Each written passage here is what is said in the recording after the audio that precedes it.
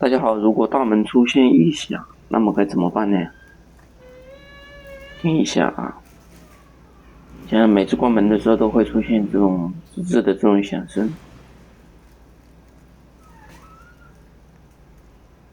那么我的话，我会用这个润滑剂啊，喷一下它这个门的这个轴承呢，要喷到里面去，就是给它起到一个润滑的这个作用。喷完之后的效果大概就是这样的，很安静了，基本上没声音了。如果不够的话，可以多喷2下。我是在淘宝上面买的这个